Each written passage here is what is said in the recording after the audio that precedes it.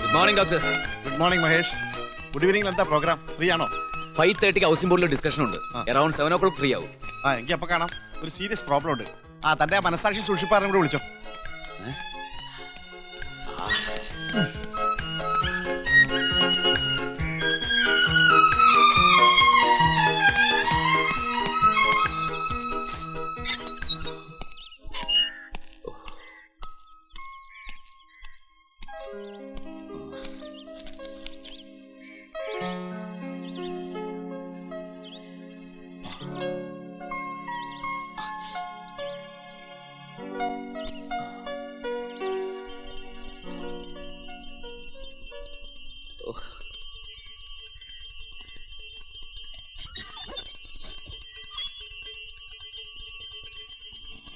Bro,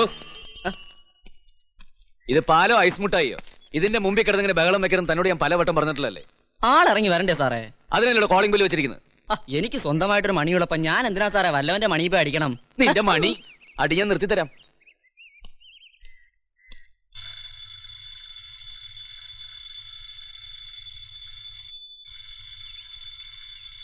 കൊച്ചു വെളുപ്പാൻ കാലത്ത് ആർക്കാടാ ഇത്ര അസുഖം? വായിക്ക് രുചിയായിട്ടൊന്നും ഉറങ്ങാനും സമ്മതിക്കത്തില്ലേ? സാറായിരുന്നോ? ഞാൻ വിചാരിച്ചു എന്റെ ഫാദറിലെ ആയിരിക്കുമെന്ന്. മാസം ആദ്യം ആയതുകൊണ്ട് ഏത് നിമിഷവും പ്രതീക്ഷിക്കാമേ. വേഗം പാത്രം എടുക്കും സാറേ. 10-12 വീട് കയറി ഇറങ്ങാനുള്ളതാ. പിന്നെ നാളെ മുതൽ ഇവന്റെ പാല് വേണ്ട. എത്രയാ കൊടുക്കണം എന്ന് വെച്ചാൽ കൊടുത്ത് പറഞ്ഞു വിട്ടേ. എന്ത് പറ്റി? ഇവൻ പാലിൽ കട്ടി കൂട്ടാൻ മണ്ണരയോ പഴുതാരയോ വല്ലതും വളർത്തുന്നുണ്ടോ? അതൊന്നും അല്ലെന്ന്. ഇവനൊരു മാനേഴ്സ് ഇല്ല. അതുള്ള ഒരു പാലുകാരനെ തപ്പിപ്പിടിക്കാന്ന് പറഞ്ഞാൽ അത്ര എളുപ്പമുള്ള കാര്യമല്ല. ഒരു ജോലിക്കാരിയെ തപ്പിയന്റെ ക്ഷീണം ഇതുവരെ തീർന്നിട്ടില്ല. ഇല്ലെങ്കിൽ വേണ്ട. 3 നേരം ആഹാരം പുറത്തുനിന്നല്ലേ. ഈ ഒരു നേരത്തെ ചായക്ക് വേണ്ടി മാത്രം എന്തിനാ അടുപ്പ് എത്തിക്കുന്നത്? ഇത് തന്നെ അസുഖം. തെണ്ടി. സാർ എങ്ങനെ ഇയാളോട് ജോലി ചെയ്യുന്നു സാറേ? വലിയ ബുദ്ധിമുട്ടാ. അതുകൊണ്ട് അങ്ങയുടെ സ്ഥാപനത്തിലെ ജോലി രാജിവെച്ചിട്ട് ഇന്ന് തന്നെ ഞാൻ നിന്റെ കൂടെ വരാം. നീ എനിക്കൊരു പണി തരുമോ? എടാ, പാല് വേണ്ടെന്ന് പറഞ്ഞാൽ വേണ്ട. അതിന് എന്റെ ബോസിനെ വിമർശിക്കാൻ നിന്നാലുണ്ടല്ലോ നിന്റെ ബൂത്ത് ഞാൻ പൂട്ടിക്കും. അല്ല, നാളെ മുതൽ ബൂത്തിൽ നിന്ന് പാല് മേടിച്ചോളാന്ന് പറയായിരുന്നു. കൂടുതൽ വിസ്തരിക്കാൻ നിൽക്കാതെ വേഗം റെഡിയാവാൻ നോക്ക്. 8 മണിക്ക് കമലാസനന്റെ വീടിന്റെ കല്ലിടിയില്. ഓ, ഞാനതങ്ങ് മറന്നു. ഇപ്പൊ റെഡിയാവാം. രാവിലെ ഒരു ചായ കുടിച്ചില്ലെങ്കിൽ വയറ്റിന്ന് പോകാനും പാടാണ്. വയറ്റിന്ന് പോയില്ലേലും വേണ്ടൂല. കല്ലിടിയിൽ അറ്റൻഡ് ചെയ്യില്ലെങ്കിൽ പിന്നെ വയറ്റിനകത്തോട്ട് വല്ലതും പോണ കാര്യം തതൈവ.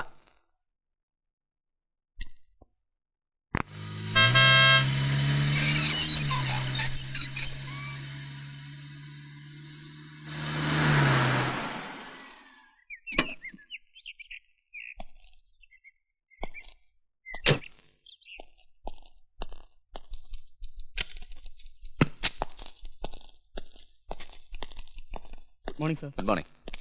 Good morning sir. Morning. Good morning sir. Good morning.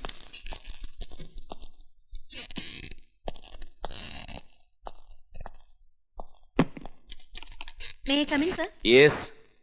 Ravi വിളിക്കൂ. രവി ട്രീഡയിൽ പോയി. കോർപ്പറേഷൻ ഓഫീസിൽ കൂടി കയറിയിട്ടേ വരുമെന്ന് പറഞ്ഞു. അപ്രൂവലിനുള്ള പ്ലാൻസ് കൊടുത്തയച്ചില്ലേ? കൊടുത്തു. Anything else? No sir. You can go. Sir, one mister NKK Menon വിളിച്ചിരുന്നു. 1 second പ്ലീസ്.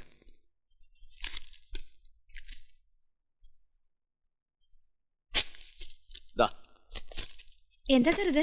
മറവിക്കുള്ള മരുന്ന്. ഓരോ ഗുളിക വീതം 1 മാസം കഴിച്ചാൽ മതി. അത് പിന്നെ സർ, ഒരു യൂഷ്വൽ എൻക്വയറി കോൾ മാത്രമായിരുന്നു അത്. അതുകൊണ്ട് കോളിന്റെ ഗുണനിലവാരം ഞാൻ നിശ്ചയിച്ചോളാം.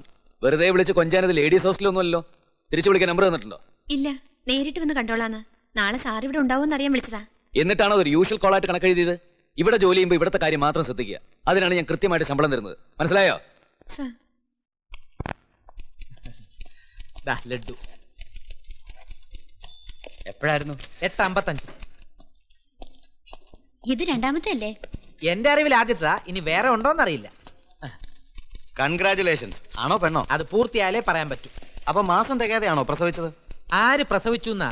കമലാസന മുതലാളിയുടെ കെട്ടിടത്തിന് തറക്കല്ലിട്ട കാര്യം പറഞ്ഞതാ. 8:55. അത് മേലോട്ട് കെട്ടി വന്നാലേ ആണാണോ പെണ്ണാണോ എന്ന് പറയാൻ പറ്റും.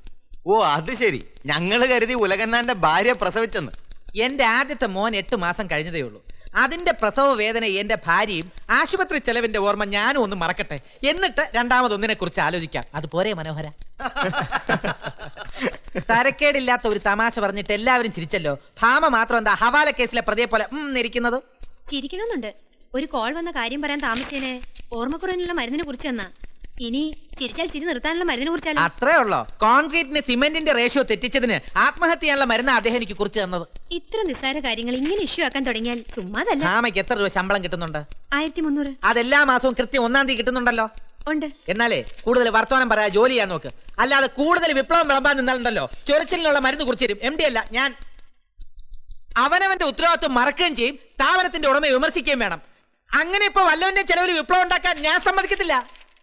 പറച്ചിൽ കേട്ടാ തോന്നുന്നു ഈ പറഞ്ഞ ആൾ ഇതൊന്നും ചെയ്യുന്നില്ലാന്ന്. ഞാൻ വിമർശിക്കും, എനിക്ക് വിമർശിക്കാനുള്ള സ്വാതന്ത്ര്യമുണ്ട് എന്ന് കരുതി കണ്ട അണ്ടനോ അടകോടനോ ഒക്കെ വിമർശിക്കാൻ അങ്ങനെ എന്താ മന്ത്രിയാ? ഹലോ, എന്താ അവിടെ ഒരു ബഹളം? സാർ, ഇവിടെ ഹോളോ ബ്രിക്കിനാണോ ചുടുകലിനാണോ ബലം എന്ന് പറഞ്ഞൊരു ചെറിയ തർക്കം. ഹോളോ ബ്രിക്കിനാണെന്ന് ഒരു ഗ്രൂപ്പ്, ചുടുകലിനാണെന്ന് വേറൊരു ഗ്രൂപ്പ്. രണ്ടിനുമല്ല കരിങ്കലിനാണ് ബലം എന്ന് ഞാൻ പറഞ്ഞു. എന്താ സാറിന്റെ അഭിപ്രായം? ക്യാബിനിലേക്ക് വരൂ, ഉദാഹരണ സഹിതം ഞാൻ വിശദീകരിക്കാം. എന്തെങ്കിലും അഡ്വൈസ് ചോദിക്കാനായിരിക്കും. ഒരു മനഃശാസ്ത്രജ്ഞന് ഏറ്റവും വലുത് മനസ്സമാധാനമാണ്. ഇന്നും ഞാനൊരു സ്ത്രീ ഹിപ്നോട്ടൈസ് ചെയ്തു. ഭർത്താവിനെ ക്രൂരമായി വഞ്ചിച്ചുകൊണ്ടിരിക്കുന്ന ചരിത്രമാണ് അവളുടെ ഉപബോധ മനസ്സിൽ നിന്നും എനിക്ക് കിട്ടിയത്. ഹിപ്നോട്ടിക് നിദ്രയ്ക്ക് വിധേയമായവരിൽ 95% കാപട്യം കലർന്ന മനസ്സുകൾക്കുടമകളാണ്. അനുഭവത്തിന്റെ വെളിച്ചത്തിൽ ഞാൻ എങ്ങനെ ഒരു പെണ്ണ് വിവാഹം ചെയ്യും? വിവാഹം ചെയ്യാൻ പോകുന്ന പെണ്ണിനെ ഹിപ്നോട്ടൈസ് ചെയ്യായിരുന്ന പോരെ? അയ്യോ, അത് പറ്റില്ല. ഏത് പെൺകുട്ടിയെ കണ്ടാലും എനിക്ക് ഹിപ്നോട്ടൈസ് ചെയ്ത് രഹസ്യങ്ങൾ ചോർത്താൻ തോന്നും. എന്നാ പിന്നെ ഒരു കാര്യം ചെയ്യാം ഡോക്ടർ. വിവാഹം കഴിക്കാൻ പോകുന്ന പെണ്ണിനെ ഹിപ്നോട്ടൈസ് ചെയ്ത് ഇന്നസെന്റ് ആണെന്ന് ബോധ്യപ്പെട്ടതിന് ശേഷം മാത്രം മതി വിവാഹം എന്ന് വെക്കണം. അത് ഉഗ്രൻ ഐഡിയ. ആ, ചോദിക്കാൻ മറന്നുപോയി, എന്താ മഹേഷിന്റെ പ്ലാൻ? പുതിയ ആലോചനകളൊന്നും വരുന്നില്ലേ? ആലോചനകൾക്കൊന്നും ഒരു കുറവുമില്ല. പക്ഷെ അതിനൊക്കെ പച്ച കൊടി കാണിച്ചില്ലെങ്കിലും വേണ്ടില്ല, ഒരു പച്ച കർച്ചീഫെങ്കിലും പൊക്കി കാണിക്കണ്ടേ? എങ്കിൽ 7ന്റെ അന്ന് കെട്ട് നടത്തി തരുന്നതായിരിക്കും ഞാൻ ഏറ്റു. Very bad Mahesh. പെണ്ണ് കെട്ടാൻ വൈമുഖ്യം കാണിക്കുന്ന ഡോക്ടറാണോ എന്നെ വിവാഹത്തിന് പ്രേരിപ്പിക്കുന്നത്? അതും എന്റെ ചരിത്രം മുഴുവൻ അറിഞ്ഞിട്ട്. പ്രശ്നങ്ങൾ ഒഴിഞ്ഞുള്ള ജീവിതം ആർക്കും സാധ്യമല്ല. മഹേഷിന്റെ ചിന്താഗതിയുമായി പൊരുത്തപ്പെടുന്ന ഒരു പെൺകുട്ടിയെ കണ്ടെത്താൻ കഴിഞ്ഞാൽ ഇപ്പോൾ മനസ്സിനെ അലട്ടിക്കൊണ്ടിരിക്കുന്ന ഭ്രാന്തമായ ഓർമ്മകൾ ഇല്ലാതാകും. ആ, ഞാൻ ആലോചിക്കട്ടെ. അങ്ങനെ ആരെങ്കിലും കിട്ടിയ എന്റെ അടുത്ത് വരണം. ഹിപ്നോട്ടൈസ് ചെയ്യാനായിരിക്കും. ഹിപ്നോട്ടൈസിംഗ് മാത്രമല്ലടോ, വിവാഹ ജീവിതത്തെക്കുറിച്ച് രണ്ടുപേർക്കും എന്റെ വകയായി ഒരു വിദഗ്ധോപദേശം, ഒരു കൗൺസിലിംഗ്. ആദ്യം ഡോക്ടർ സ്വന്തം പ്രശ്നം പരിഹരിക്കുക, എന്നിട്ടാവാം മറ്റുള്ളവരുടെ കേസ് അറ്റൻഡ് ചെയ്യുക. കറക്റ്റ്. മഹേഷ് പറഞ്ഞ പ്രകാരം ഈ ടീച്ചർ അങ്കിളിനോട് എന്റെ ഭാവി വധുവിനെ ഹിപ്നോട്ടിസത്തിൽ കൊണ്ടുവരാൻ പറയാം. ഇത് പറഞ്ഞപ്പോഴാ ഓർത്തത്, എന്നെ ഒന്ന് ഹിപ്നോട്ടൈസ് ചെയ്യാമോ ഡോക്ടർ? അയ്യോ, അത് പറ്റില്ല. ഹിപ്നോട്ടൈസ് ചെയ്യപ്പെടുന്ന ആൾക്കൊരു മിനിമം ബുദ്ധിയെങ്കിലും വേണം. ചെയ്യുന്ന ആൾക്കും.